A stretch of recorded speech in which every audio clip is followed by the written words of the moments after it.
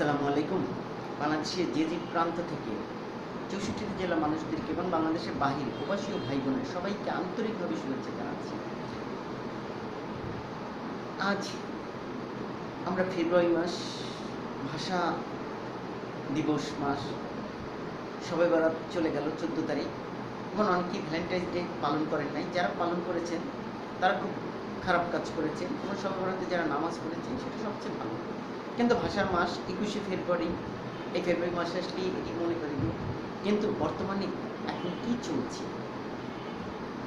আজ বিশেষ কিছু তথ্য আমি আপনাদের সামনে তুলে ধরতে চাচ্ছি। আজকে ঢাকা শহরের পরিবেশ সবচেয়ে বেশি খারাপ অবস্থায় আছে। ঢাকাকে ইন্টারন্যাশনালভাবে মানে আন্তর্জাতিকভাবে বায়ু দূষণ হিসেবে চিহ্নিত করা হয়েছে। এই ঢাকা কেন বায়ু দূষণ, এ বিষয়ে আমরা কেউ কিন্তু প্রশ্ন করতেছি না। আমরা যদি এই ঢাকা শহরের নগরীকে যে যার মতো যদি ব্যবহার করি, তাহলে রাজধানীর চিত্র কি এরকম হবে? ঢাকা শহরের এই রাজধানীকে আরও সুন্দর করতে হলে শুধু সরকারের একার না, আপনার আমাদের সকলকে এগিয়ে আসতে হবে। এই ঢাকা শহরের জলবায়ু এতটাই বিপন্ন যে ভারতের যেমন দিল্লি, বাংলাদেশের ঢাকা, এই রাজধানী শহরগুলোর উপরে কিন্তু এখন চাপ সৃষ্টি করতেছে বেশি। প্রতিবেশী দেশগুলোর কথা বলবো না, কিন্তু আমরা চাইলে আমাদের বাংলাদেশে এই রাজধানী ঢাকাকে আরো সুন্দর এবং সাবলীলভাবে গড়তে আমাদের সকলকে একসাথে কাজ করতে হবে। কিন্তু সবচেয়ে বড় কথা হচ্ছে এই ঢাকাকে এখন যে জেলা থেকেই আসুক, যেখান থেকে আসুক, এই ঢাকাকে এসে সবাই রাজপথটাই দখল করে নেয়।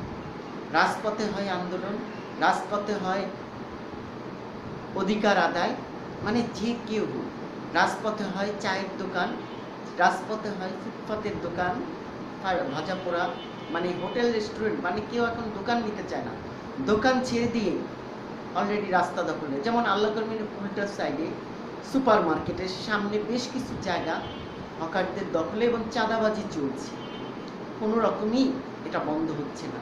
মানে ঢাকা শহরের রাস্তা আজকে প্রাইভেট কারের দখলে, হুন্ডার দখলে, হকারদের দখলে, ব্যাটারি চালিত অটোরিকশার দখলে, মানে যাকেই বলা হোক সেই তার জায়গা থেকে নড়চড় করে না, সে তার জায়গা দখল করে নিতে দেয়, সে আর উল্টা পাল্টা যুক্তি দেয়। আমাদের দেশ যত বেশি শিক্ষিত হচ্ছে তত বেশি খারাপ কাজই লিপিবদ্ধ হচ্ছে, অশিক্ষিতর মতন কাজ করছে। কিন্তু একটি দেশ সুন্দর এবং পরিকল্পিতভাবে সাজাতে হলে আমাদের সকলকে একসাথে একযোগে কাজ করতে হবে। অযথা যুক্তি তর্ক করা যাবে না, সমালোচনা করা যাবে না, কারণ এই জিনিসটা খেয়াল রাখতে হবে। আজকে এই ঢাকার পরিবেশকে সুন্দর করতে হলে সবাইকে সকলভাবে একসাথে কাজ করতে হবে। প্রাইভেট কার আটকে মোবাইলে কথা বলা, এটা সম্পূর্ণ জনগণের ক্ষতি করা হচ্ছে এবং আইনের ঊর্ধ্বে। কারণ রাস্তা কারো না। আজকে যানজট কেন লাগছে? আজকে ঢাকা শহরে কালো ধোঁয়া, আজকে ঢাকা শহরে যে ধুলাবালি, আপনি যে ফুটপাতে যে হকার্সের দোকানদারি দিনভর করতেছেন, ভাজা পোড়া বেচতেছেন, কিন্তু যাবার সময় রাস্তাটা পরিষ্কার করে না, সিটি কর্পোরেশনের আওতায় রেখে দেয়। কেন? সিটি কর্পোরেশন একা পরিষ্কার করে, রাস্তায় কি আপনাকে বসার কি পারমিশন কি আপনাকে দিয়েছে? রাস্তা দখল করে ফুটপাতের ব্যবসা করার অধিকার কি আপনার আছে কি? তাহলে আপনি রাস্তা পরিষ্কার করবেন না, কিন্তু আপনি রাস্তার মধ্যে ব্যবসা করবেন, প্রাইভেট কার চালান, যেখানে সেখানে থুতু ফেলবেন, যেখানে সেখানে ময়লা আবর্জনা। সবচেয়ে বড় কথা হচ্ছে বিশ্বাস। আমরা আল্লাহকে বিশ্বাস করবো এবং সত্যের পথে চলব। মানুষ মানুষের জন্য সত্য এবং ন্যায়ের পথে থেকে অনেক কিছু করতে পারে। আমরা যদি একটু সুন্দরভাবে আমাদের ঢাকা শহরের নগরকে সুন্দরভাবে সাজাতে পারি, হ্যাঁ, রাস্তা যতটুকু আছে সেটি রেখে ছোট পরিসরে জায়গা দেন। আপনি যে ভাজা পোড়া ফুটপাতে যে দোকানদারি করতেছেন, চায়ের দোকান বসে সমালোচনা করতেছেন, ধূমপান মুক্ত তো দূরের কথা, ধূমপানের আরেকটি বের হয়েছে ভেপিং, যেটা মাদকদ্রব্যের আরেকটি হারাম কাজ। এই হারাম কাজটাকে বর্জন না করে সেটি আপনি আরেকটা তৈরি করে ফেলেছেন। সিগারেটকে না করতে না পেরে আপনি ভেপিংটা নিয়ে এসেছেন, এবং তরুণ সমাজের মধ্যে এই ভেপিনে আসক্তি হচ্ছে সবচেয়ে বেশি। আজকে ঢাকা শহরে যেই আসে সেই তার ঢাকা শহরে রাজত্ব কায়েম করে, যে জেলা থেকেই আসুক, কিন্তু একবারও চিন্তা করে না এই বাংলাদেশের রাজধানী ঢাকা, ঢাকাকে সুন্দরভাবে সাজাতে আপনার আমার সকলকে এগিয়ে আসতে হবে। সরকারের একার কিছু না। আপনি ব্যাটারি চালিত অটোরিকশা চালাচ্ছেন, বিদ্যুৎ অপচয় করতেছেন, আবার অ্যাক্সিডেন্ট করতেছেন, কিন্তু সরকার যদি বাধা দিতে চায় তখন আপনি যুক্তি দেখাচ্ছেন এটা অবৈধ না। আবার প্রাইভেট কার আপনার নিয়ম মানতেছেন না, ইচ্ছা মতো ব্যাংক লোন নিয়ে একাধিক প্রাইভেট কার রাস্তাঘাটে নামিয়ে রাস্তাঘাটে যানজটের সৃষ্টি করতেছেন। হুন্ডা তার নিয়ম মানতেছেন না, ইচ্ছা মতো হুন্ডা চালাচ্ছে। কেন? এই ঢাকা শহরকে সুন্দর রাখার আপনার কি কোনো অধিকার নাই বা আপনার কোনো ভূমিকা নাই? আছে। ওই যে দেশ যত বেশি শিক্ষিত সেই দেশ তত বেশি উন্নত হয়, কিন্তু আমাদের বাংলাদেশ শিক্ষিত হচ্ছে কিন্তু সবচেয়ে বেশি খারাপ কাজ করছে, ইসলাম বিরোধী কাজ করছে, সমালোচনা করছে। যেমন আপনার চায়ের দোকানগুলোতে যেভাবে সমালোচনা করছে, এই সমালোচনা থেকে কিন্তু আমাদেরকে বের হয়ে আসতে হবে, কিন্তু এই সমালোচনা থেকে আমরা বের হতে পারছি না। প্রতিটা চায়ের দোকানে সমালোচনা হচ্ছে, চায়ের দোকানগুলোতে খারাপ কাজ হচ্ছে, কিশোর গ্যাংয়ের প্রবণতা যতটা কমানোর চেষ্টা করছে সরকার, যতটা চেষ্টা করতেছে, যেমন আইনানুগভাবে আজকে ডেবিট অপারেশন যে কাজ শুরু করেছে অপরাধকারী কমানোর জন্য, কিন্তু সরকার আর কত করবে? আমরা আর কত সরকারকে দেব? চায়ের দোকানে বসে আর কত আমরা সমালোচনা করব? এবার আমাদেরকে ভালো দিক চিন্তা ভাবনা করতে হবে। ভালো ভাবুন, ভালো থাকুন। সবসময় আপনি যদি সঠিক পন্থায় যদি কাজ করতে পারেন এবং ভালো কিছু যদি ভাবতে পারেন আর বিশ্বাস করতে পারেন, ঈমান অর্থ বিশ্বাস, সেই বিশ্বাসটা আপনাকে যোগ করতে হবে এবং আপনার জায়গা থেকে আপনাকে দায়িত্ব পালন করতে হবে। আপনি হতে পারেন চাকরিজীবী, আপনি হতে পারেন শিক্ষক, আপনি হতে পারেন ব্যবসায়ী, আপনি হতে পারেন আমলা অথবা সচিবদের কোনো অংশ, হতে পারেন স্টুডেন্ট। হ্যাঁ, এই দেশকে সাজাতে, এই ঢাকা শহরে বায়ু দূষণ মুক্ত করতে আপনাকে আপনার জায়গা থেকে দায়িত্ব পালন করতে হবে। রাস্তার যেমন ফুটপাত যখন আপনি বসতেছেন ছোট আকারে বসেন, রাস্তা পুরো আটকিয়ে না, এবং আপনার ব্যবসা শেষ হওয়ার সাথে সাথে আপনি আবার পরিষ্কার করার ব্যবস্থা করেন, সিটি কর্পোরেশনের উপর রেখে দিবেন না বা সরকারের উপর রেখে দিবেন না। গাড়ির যে কালো ধোঁয়া সেটাকে বন্ধ করতে হবে আপনাকে। হুন্ডার যে কালো ধোঁয়া যে বের করছেন বা শব্দ দূষণ করতেছেন সেটা আপনাকে প্রতিরোধ করতে হবে। আপনার জায়গা থেকে আপনাকে এগিয়ে আসতে হবে। হ্যাঁ, সরকার একার ক্ষমতা না, কারণ আমাদের এই বাংলাদেশে 18 কোটি জনগণের 18 কোটি মানুষকেই দায়িত্ব পালন করতে হবে। এই ঢাকা শহরে এসেই যার জোর, যার মূল্য তার এই কাজটা করবেন না। আপনি চেষ্টা করবেন ঢাকা শহরে আপনি যেমন আছেন অন্যেরও অধিকার আছে, আপনার সাথে সবারই অধিকার আছে। আপনি এমন কিছু করবেন না যার জন্য জনগণের দুর্ভোগ সৃষ্টি হয়, ঢাকার পরিবেশ দূষিত হয়, এরকম কাজ করবেন না। আপনি সিগারেট নিয়ে রেস্টুরেন্টে ঢুকে যাচ্ছেন, এটাও করবেন না। খাবার রেস্টুরেন্ট, পাবলিক প্লেস সিগারেট সম্পূর্ণ নিষেধ থাকার চেষ্টা করবেন, কারণ এই ধোঁয়াতে শুধু আপনার না, আপনার আশপাশের পরিবেশে দূষিত হচ্ছে।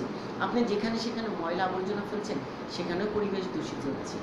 আপনি যেখানে সেখানে থুতু ফেলছেন, এই থুতু হয়েছে সবচেয়ে জীবাণুমূলক।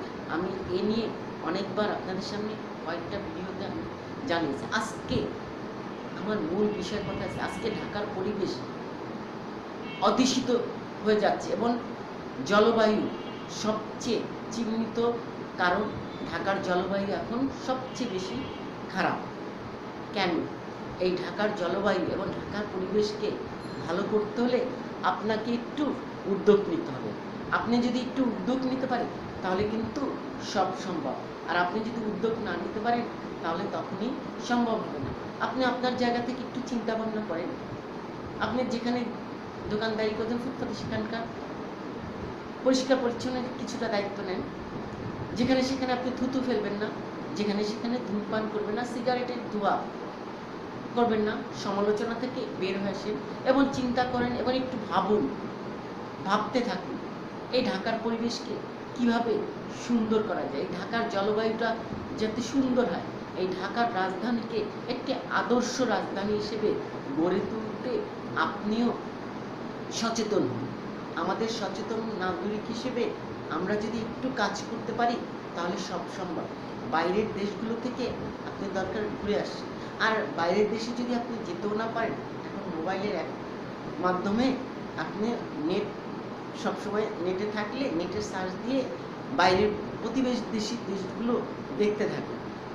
হংকং, সিঙ্গাপুর, অস্ট্রেলিয়া, আমেরিকা, যেসব দেশ এখনো সুন্দর এবং পরিবেশটা কত সুন্দর, যানজট নাই।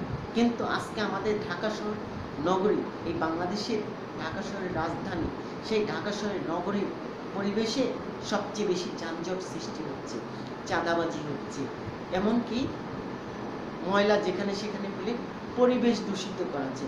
যেমন মোহাম্মদপুর আল্লাহ করিম থেকে 3 রাস্তার মোড়ে হকার্সরা চলে যাওয়ার পর যে পরিমাণ ময়লা ফেলে রাখে সব সিটি কর্পোরেশনের আওতায় রেখে দেওয়া হয়। কেন? এই কাজটা কি ঠিক? এটা আপনি যে ব্যবসা করতেছেন, আপনার কি সচেতনতা আনা দরকার নাই? আপনি ভ্যান গাড়িতে তরকারি বেচতেছেন, আপনার তরকারি রাস্তা পরিবেশ নষ্ট করতেছে, বিষয়টা খেয়াল করবেন না? আপনি রাস্তার উপর ফুটপাতের উপর চায়ের দোকান দিয়ে বসতেছেন এবং আপনার চায়ের ময়লাটা কোথায় ফেলছেন? আপনার দোকানে বসে অনেকে চা খাচ্ছে, সিগারেট খাচ্ছে, আবার সমালোচনা করতেছে, কিন্তু আবার রাস্তাটাও ময়লা করে ধুয়ে যাচ্ছে। এটা কি ঠিক? আপনি নিজের বিবেকের কাছে প্রশ্ন করুন। আমাদেরকে সবাইকে এগিয়ে আসতে হবে। এই আজকে ঢাকা শহরের জলবায়ু পরিবর্তন ঘটতেছে এবং ঢাকার পরিবেশ সবচেয়ে দূষিত এবং ঢাকার বলতে গেলে অযোগ্য নগরী হিসেবে আজকে পরিণত হচ্ছে। যারা শিক্ষিত কিছু কিছু মানুষ মাস্ক ব্যবহার করতেছে, কিন্তু এই ঢাকা শহরের নগরীকে, এই ঢাকা শহরের পরিবেশকে সুন্দর করতে হলে আপনাকে আপনার জায়গা থেকে দায়িত্ব পালন করতে হবে। আসুন দেশের লক্ষ্যে এবং ঢাকা শহরের নগরীকে সুন্দর পরিকল্পিতভাবে সাজাতে আমরা এগিয়ে আসি। যেখানে সেখানে ময়লা আবর্জনা ফেলবো না, যেখানে সেখানে থুতু ফেলবো না। আমাদের যেসব বিশেষ সৌন্দর্য জিনিসগুলো যেমন পার্ক, রেস্তোরাঁ, এগুলো পরিষ্কার পরিচ্ছন্ন রাখার ব্যাপারে আমরা সকলে সচেতনভাবে দায়িত্ব পালন করবে, তাহলেই সব সম্ভব।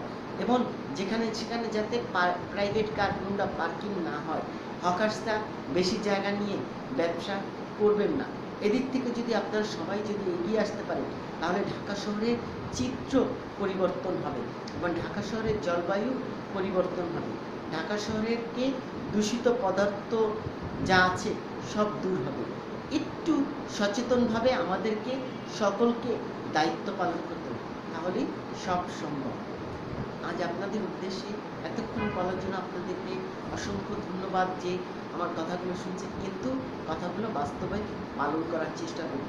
কারণ এই ঢাকা শহরের নগরীকে সুন্দর করতে এবং পরিবেশকে সুন্দর রাখতে, দূষিত থেকে দূর করবার জন্য আমাদেরকে বেশ কিছু পদক্ষেপ গ্রহণ করতে হবে এবং আমাদের সচেতনতা যদি আমরা বাড়াতে পারি তাহলে সব সম্ভব। এ নিয়ে আমি আপনাদের সঙ্গে থেকে বিদায় নিচ্ছি। যাবার আগে আবারও বলবো, যেখানে সেখানে ময়লা আবর্জনা ফেলবেন না, যেখানে সেখানে থুতু ফেলবেন না, ধূমপানকে না বলুন এবং যেখানে সেখানে ধূমপান করবেন না। বিশেষ করে পাবলিক প্লেসে এবং রেস্তোরাঁয় ধূমপান সম্পূর্ণ নিষেধ এবং সেখান থেকে দৃষ্টিগোচর রাখবেন এবং ভেপিং থেকে সবাই সাবধান এবং তরুণ সমাজকে বাঁচাতে এই ভেপিংকে না বলুন। ভালো থাকুন, সুস্থ থাকুন। এই ঢাকার পরিবেশকে সুন্দর করতে আমাদেরকে সকলকে এগিয়ে আসার জন্য আমি সবাইকে আহ্বান জানাচ্ছি। সচেতন হিসেবে সবাই এগিয়ে আসুন, এটাই হবে আমাদের লক্ষ্য। ভালো থাকুন, সুস্থ থাকুন। খোদা হাফেজ। আসসালামু আলাইকুম।